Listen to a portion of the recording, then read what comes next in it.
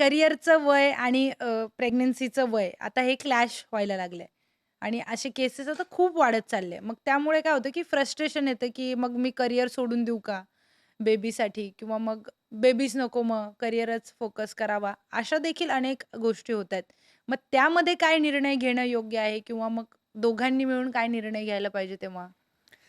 तुमचं विचारणं योग्यच आहे. म्हणजे आजकालच्या जनरेशनमध्ये खरोखर असा विचार येतो 25 ते 35 या वयामध्ये, की करिअर पण पीक आहे. हं. मग ब्रेक घ्यावा का? मग तो मुलीनेच ब्रेक घ्यावा का?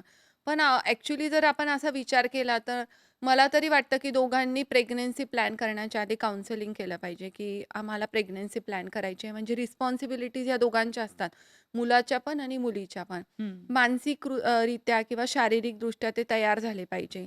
शिवाय ज्याला आपण म्हणतो, की प्लान प्रेग्नन्सी ज्याला आपण म्हणतो, त्याचा खरोखरच उपयोग होतो किंवा प्री कन्सेप्शनल काउन्सेलिंग म्हणतो. म्हणजे प्रेग्नन्सीच्या आधी तुम्ही काही काउन्सेलिंग करतात, की तुम्हाला कुठले आजार आहे का? किंवा तुम्हाला वजन कमी करणं जरुरी आहे का? हं. किंवा तुम्ही कुठले व्यसनं असतील तुम्हाला जसं की अल्कोहोल, स्मोकिंग यांचा खरोखरच प्रेग्नन्सीवर किंवा फर्टिलायझेशनवर काही वाईट परिणाम होतो का? हे जर आपण योग्य काउन्सेलिंग केलं डॉक्टरकडून आणि त्यांची मदत घेतली, तर नक्कीच आपल्या मनातले जे काही म्हणजे अ, गैरसमज आहे ते दूर होतात आणि आपल्याला कळतं, की प्रेग्नन्सी कॅरी करण्यासाठी ॲक्चुअली आपण किती आणि कसं प्रिपेअर राहायला पाहिजे.